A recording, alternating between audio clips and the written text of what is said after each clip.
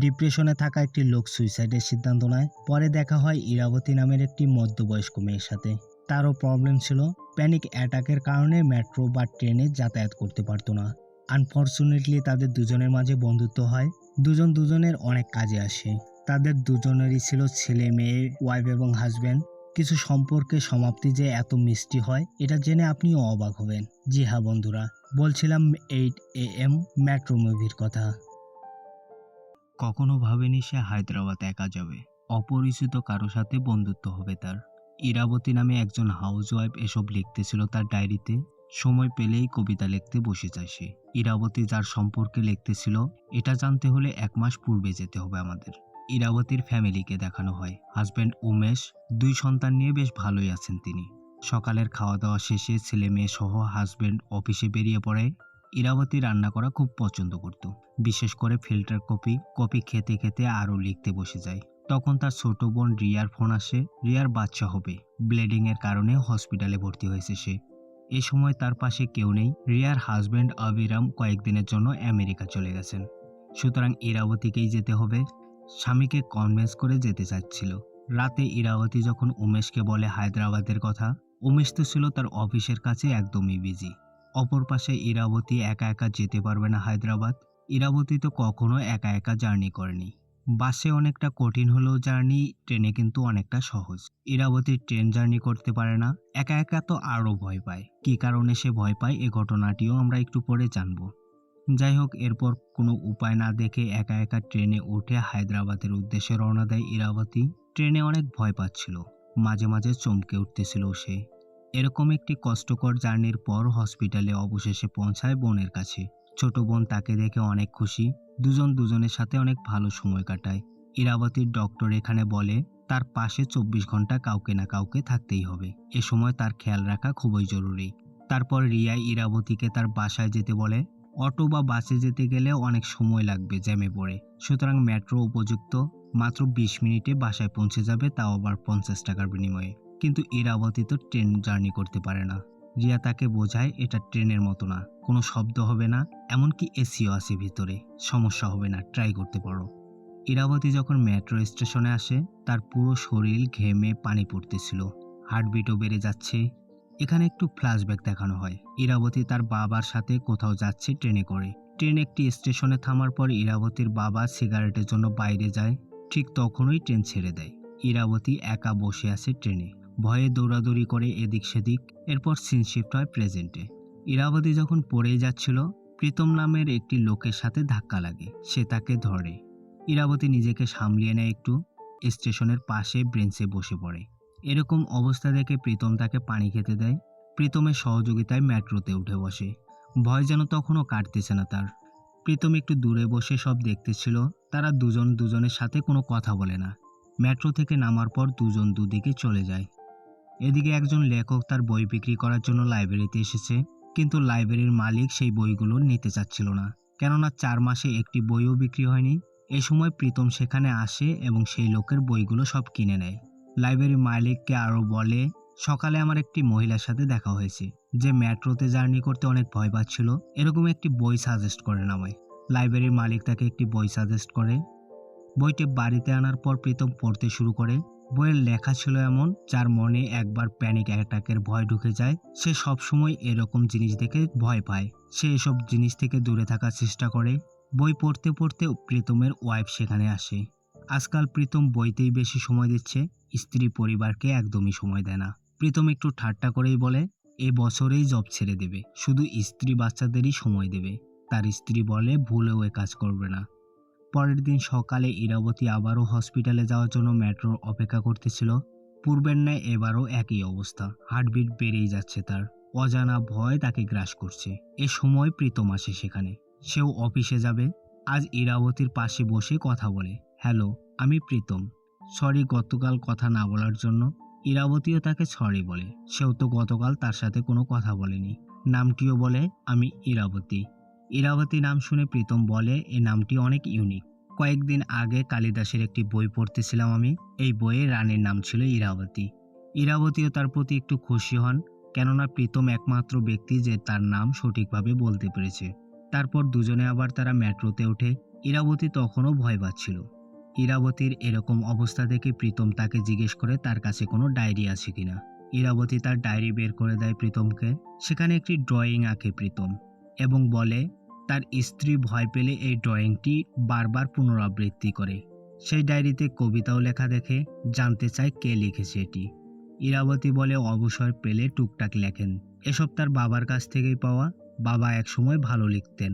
প্রীতম ইরাবতীর লেখার অনেক প্রশংসা করে, ছাপানোরও সাজেশন দেয়। এসব গল্প করতে করতে কখন চলে আসে স্টেশনে ইরাবতী একটুও টের পায় না। খুবই ভালো লাগতেছিল তার, কেননা এই প্রথম মেট্রো জার্নিতে সে ভয় পেল না। তার বোনের কাছে যাওয়ার পর কেমন ছিল মেট্রো জার্নি জানতে চায়। ইরাবতী সেই লোকটির কথাটি বলে, ঘটনাও খুলে বলে সব। বলে পাশে যদি কেউ একজন থাকে আর কথাগুলো যদি মনের মতো হয় তাহলে সব সমস্যা অনেক সহজেই সমাধান হয়ে যায়। পরের দিন আবারও তাদের দুজনের দেখা হয়ে যায়। ইরাবতী জিজ্ঞেস করে সেম টাইমে কি আপনি প্রতিদিন যান? প্রীতম বলে 8 AM to 6 PM। Same time, same জায়গা, সেম কম্পার্টমেন্ট। ইরাবতীর টাইমও সেম। মেট্রোতে ওঠার পর আবারও জার্নি শুরু হয়। এখন ইরাবতীর তেমন ভয় লাগে না, যেহেতু তাদের মাঝে কথাবার্তা বলার পর একটি ভালো বন্ধুত্ব সম্পর্ক গড়ে উঠেছে। প্রীতম তাকে ইরানি চায়ের অফার করে, কিন্তু ইরাবতী তো ফিল্টার কফি অনেক পছন্দ করে। তার শখ পূরণের জন্য প্রীতম তাকে একটি ফিল্টার কফি স্টলে নিয়ে যায়। এখানে অনেক তৃপ্তি সহকারে ইরাবতী কফি খায়। এভাবে আরও বেশ কিছুদিন চলে যায়। নতুন জায়গাতে এসে ইরাবতী নতুন বন্ধু পেয়ে অনেক ভালো লাগতেছিল। প্রীতমের জন্য তার মেট্রো জার্নি একদম ইজি হয়ে গেছে। এখন সে একদমই ভয় পায় না আর। পাশাপাশি এদিক সেদিকও ঘোরাফেরা করে দুজন। দুজনের সাথে ভালো সময় কাটায় এবং অনেক ভালো বন্ধুত্ব হয়ে গেছে তাদের। একদিন অফিসের বস প্রীতমের কাছে আসে, বলে আমি রিটায়ার করছি, সুতরাং তোমার কাছে গুড অপরচুনিটি হলো তুমি আমার জায়গাটিতে আসো, অর্থাৎ ম্যানেজার হও। প্রীতম মানা করতেছিল স্যারকে। স্যার অনেক রিকোয়েস্টের পর সে ভেবে দেখবে বলে জানায়। এরপর প্রীতম ইরাবতীকে একটি বই গিফট করে এবং বই সম্পর্কে অনেক ভালোভাবে ডিটেলসে বলে। আরও বলে তার কবিতার জন্য সে যা কিছু বলেছে এগুলো মিথ্যে ছিল না, অনেক ভালো কবিতা লেখেন তিনি। ইরাবতী অনেক ভালোভাবে বইটি পড়েন। বইটিতে এমনই মনোযোগ ছিল তার, বাড়ি থেকে ফোন দিলেও টের পান না। আবারও তারা দুজনে টি স্টলে আসে। ইরাবতী বলে বইটির কিছু লাইন যেন ঠিক আমার জন্যই লিখেছে লেখক। ইরাবতী তার বাবার সম্পর্কেও বলে, মৃত্যুর আগে তার বাবা তাকে ডেকে বলেছিল তার প্রতি তার বাবা অন্যায় করেছে। ইরাবতীর বোন ক্লাসে ফার্স্ট হয়েছিল, তাই তাকে পড়াশোনার সুযোগ করে দিয়েছিল, কিন্তু ইরাবতীর প্রতিভা সে বুঝতে পারেনি। ইরাবতীকে নিয়ে তার বাবা কবিতাও লিখেছিল, এটা শোনায় মৃত্যুর আগের দিন তাকে। প্রীতমও ইরাবতীর কবিতার অনেক প্রশংসাও করে। ইরাবতী এই কথাগুলো যখন তার বোনকে বলে, তার বোন তাকে বলে এই প্রশংসাগুলো শুধু তোমাকে আকৃষ্ট করার জন্য, এগুলো সব ফেক। জীবনে প্রথমবার কেউ ইরাবতীর কথাগুলো বুঝতেছিল। এসব ব্যাপারে ব্যস্ত থাকার কারণে তার হাজব্যান্ডের ফোনও ধরতে পারেনি দুদিন থেকে। এ কারণে রিয়াকে ফোন করেছিল তার জিজু, রাতে কথা বলতে চাই ইরাবতী। ইরাবতীকে এসব ব্যাপারে খুব সাবধান থাকতে বলে রিয়া। যাই হোক, নেক্সট ডেতে ইরাবতী তার ইচ্ছার কথাগুলো জানায় প্রীতমকে। বাবার শেষকৃত্যে অংশগ্রহণ করতে চাইলেও পারেনি সে, এই প্যানিক অ্যাটাকের জন্য। প্রীতম তাকে অনেক সুন্দরভাবে প্যানিক অ্যাটাক সম্পর্কে বলে, এটা অনেকটা হার্ট অ্যাটাকের মতো। একবার যে ভয় মনের মধ্যে গেঁথে গেছে, এটা দূর না হওয়া পর্যন্ত এর সমাধান হবে না।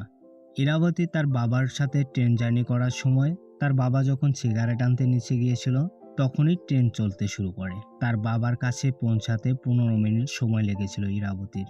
এই 15 মিনিটে সে জাহান্নাম দেখেছিল। এরপর থেকেই এই সমস্যা। এখন আর তেমন প্রবলেম হচ্ছে না তার। প্রীতম তার হ্যাপি ফ্যামিলি সম্পর্কে তাকে বলে, স্ত্রী সন্তানদের নিয়ে সেও অনেক সুখী।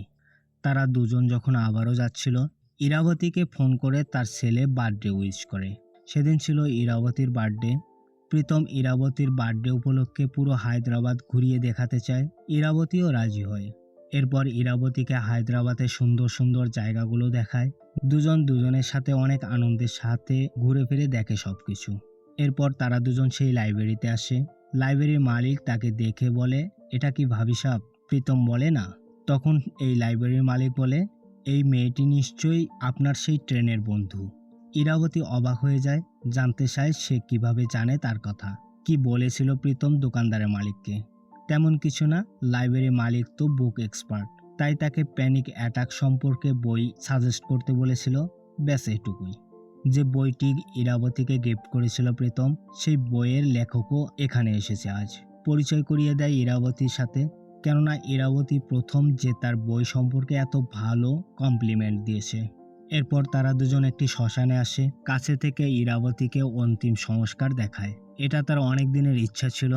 শ্মশানের ঠাকুর প্রীতমকে একটি অস্থি দেয়। এটি জড়িয়ে ধরে প্রীতম অনেক কান্না করে। প্রীতম তাকে বলে এটা তার বন্ধুর। তার শেষ ইচ্ছা অনুযায়ী সে এটা নিমজ্জিত করবে নিজেই। তখন হসপিটাল থেকে ফোন আসে ইরাবতীর কাছে। দ্রুত হসপিটালে যায় ইরাবতী। ডক্টর তাকে প্রথমেই বলেছে 24 আওয়ার্স রিয়ার কাছাকাছি থাকতে হবে একজনকে। অনেকবার ফোন করার পরও ইরাবতী ফোন ওঠায়নি, এজন্য সরি বলে। কিন্তু রিয়া তার সাথে মিসবিহেভ করে, বলে তুমি এখানে এসেছো আমার খেয়াল রাখতে নাকি অন্যজনের সাথে ঘোরাফেরা করতে? তুমি তো জানো যে কোনো সময় লিভার পেন উঠতে পারে। আরও অনেক কথা বলে রিয়া। রিয়াকে বোঝাতে না পেরে চুপচাপ ইরাবতী বাসায় চলে আসে।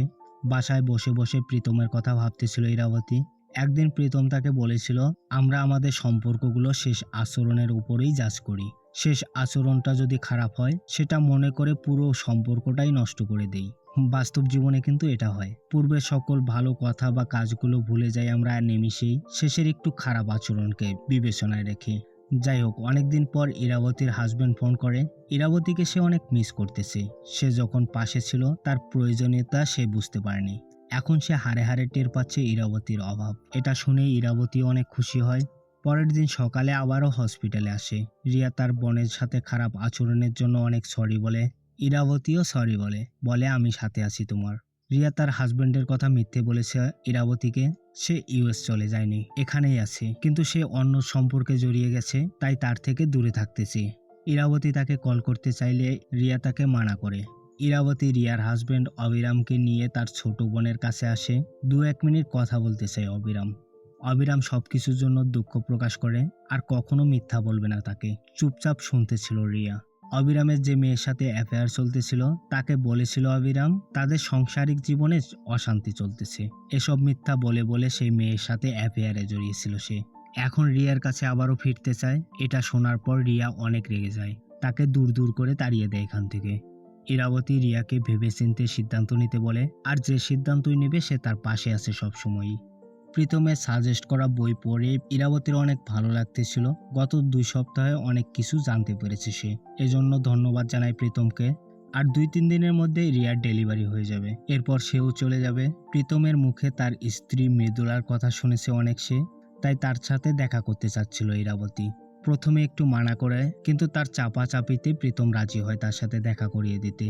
পরের দিন প্রীতম তাকে বাড়ি নিয়ে আসে, কিন্তু মৃদুলা বাড়িতে ছিল না। তাদের পোষা কুকুরটি অসুস্থ থাকার কারণে তাকে নিয়ে হসপিটালে গিয়েছে মৃদুলা। বাড়িটি অনেক সুন্দরভাবে ডেকোরেট করা ছিল। প্রীতম সব ঘুরিয়ে ঘুরিয়ে দেখাচ্ছিল তাকে। এরপর ইরাবতী যখন হসপিটালে আসে তার হাজবেন্ড সেখানে এসেছে। ইরাবতী তার ফোন ধরতেছিল না কয়েকদিন থেকে, এজন্য সেও এখানে এসেছে। তারা দুজনে ফিল্টার কফি হাউসে আসে, দুজনেই কফি খায়। একটি চিরকুট দিয়ে তার হাজবেন্ড এখান থেকে চলে যায়। সেই চিরকুটে বার্থডে উইশ ছিল, দেরিতে হলেও উইশ করেছে সে সাক্ষাতে। পরের দিন প্রীতমকে ইরাবতী বলতেছিল, আমি বাড়ি ফেরার পর আপনার সাথে কোনো কন্টাক্ট রাখবো না। আপনি নিশ্চয়ই বুঝতে পেরেছেন আমার সিচুয়েশনটি। যেহেতু তারা দুজন বিবাহিত ছিল, কন্টাক্ট না রাখাই তাদের দুজনের জন্যই মঙ্গল। এই বিচ্ছেদ যেন তাদের দুজনের কেউ চাচ্ছিল না। রিয়ারও ডেলিভারি হয়ে গেছে, তার মেয়ে হয়েছে। রিয়া তার হাজবেন্ডের ভুলগুলোও ক্ষমা করে দিয়েছে। প্রীতম ইরাবতীকে কিছু খেলনা গিফট করে ইরাবতীর বাচ্চার জন্য। এখানে প্রীতম ইরাবতীকে বলে, আপনার ডিসিশন একদম ঠিক। এই 2 সপ্তাহে আমাদের দুজনের মাঝে খুব একটি ভালো সম্পর্ক হয়েছে। আমিও এই সম্পর্কটা সুন্দর রেখে দিতে চাই। এরপর তারা দুজন দুজনের সাথে কোনোদিনও কন্ট্যাক্ট করবে না। দুজন দুজনের কাছে বিদায় নিয়ে চলে যায়। একদিন হঠাৎই ইরাবতী প্রীতমের কথা মনে পড়ে, এজন্য সে প্রীতমের বাসায় যায় তার সাথে দেখা করার জন্য। সেখানে কেউ ছিল না। দেয়ালে চোখ পড়ে হঠাৎ ইরাবতীর, ছবি দেখে বুঝতে পারে তার পরিবারের কেউ বেঁচে নেই। প্রীতমও সেখানে চলে এসেছে। প্রীতম বলে, আমরা ডিসিশন নিয়েছিলাম আমরা কোনোদিন কারো সাথে দেখা করব না। যেদিন প্রথম আপনার সাথে দেখা হয়েছে সেদিন আমার বিবাহ বার্ষিকী ছিল। সেদিন আমি ট্রেনের সামনে ঝাঁপ দিয়ে নিজেকে শেষ করার সিদ্ধান্ত নিয়েছিলাম, কিন্তু আপনাকে দোলে পড়ে যাওয়ার দেখে আপনার দিকে আমার হাতটি অজান্তেই বাড়িয়ে দেই। সুইসাইডের কথা কিছুক্ষণের জন্য ভুলে যাই। বিয়ের প্রথম দিকে মনে করেছিলাম সবথেকে ভালো হাজবেন্ড হব, ভালো বাবা হব, কিন্তু অ্যাভারেজ হাজবেন্ড এবং বাবা হয়েই গিয়েছিলাম। আপনি আমার অতীত জানতেন না, আপনার প্যানিক অ্যাটাক, আমার ডিপ্রেশন, সব মিলিয়ে আমি আমার মাঝে এমন একটি দুনিয়া তৈরি করেছিলাম যেটাতে আমি অনেক খুশি ছিলাম, কিন্তু আপনি এখানে এসে সব ধ্বংস করে দিয়েছেন। ইরাবতী শুধু এটুকুই বলে, প্লিজ দয়া করে কথা দিন আপনি কখনো সুইসাইড করবেন না। হাতে একটি চিরকুট ধরিয়ে দিয়ে সে চলে যায় সেখান থেকে। প্রীতম এটা খুলেও দেখে না, ছিঁড়ে ফেলে। ইরাবতী তার বাসায় আসার পর হ্যাপি জীবনযাপন করতেছিল। বই পড়ার অভ্যাসটা সে বাদ দিতে পারেনি। অবসর সময়ে ছেলে মেয়েদের বই পড়িয়ে শোনায়। প্রীতম তার পরিবারের স্মৃতিগুলো নিয়েই বেঁচে থাকার চেষ্টা করতেছিল। রিয়ার মেয়ের নাম রাখার অনুষ্ঠানে আবারও হায়দ্রাবাদ আসে ইরাবতী। হোটেলে তার হাজবেন্ডকে বলে তার একটি বন্ধুর সাথে দেখা করতে যাবে, সেও যেন তার সাথে আসে। তার হাজবেন্ড ক্লান্ত থাকার কারণে সাথে যায় না। ইরাবতী প্রীতমের খোঁজে তার বাসায় আসে। সেখানে গিয়ে জানতে পারে প্রীতম এই বাসা বিক্রি করে চলে গিয়েছে, আর কোথায় গেছে কেউ জানে না। এরপর অনেক দিন কেটে গেছে। প্রীতম হঠাৎ সেই লাইব্রেরিতে আসে। লাইব্রেরির মালিক তাকে একটি বই দেয়। অনেকদিন পর একটি হিন্দি বুক অনেক ফেমাস হয়েছে, আর এটা ছিল ইরাবতীর লেখা। পাশাপাশি আরও একটি বই দেয়, যেটিতে ইরাবতীর বাবার কবিতাগুলো ছিল। ইরাবতী তার বাবার কবিতাগুলোও প্রকাশ করেছে। এই বইটিতে ইরাবতী তাদের সম্পর্কেই লিখেছে, তাদের কথাগুলো তুলে ধরেছে এই বইটিতে। বইটি পড়ার পর প্রীতমের বাঁচার আগ্রহ বেড়ে যায়। অস্থিটিও পানিতে নিমজ্জিত করে, আর এর সাথে সিনেমাটি শেষ হয়। কাছের মানুষগুলো যখন পাশাপাশি থাকে তার অভাব কখনো বোঝা যায় না। কাজে বা অকাজে যখন তাদের দূরত্ব বাড়ে তখন বোঝা যায় তার প্রয়োজনীয়তা। কাছের মানুষগুলোর যত্ন নেওয়া শিখুন, কাছে থাকতে থাকতেই ভালোবাসতে শিখুন তাকে।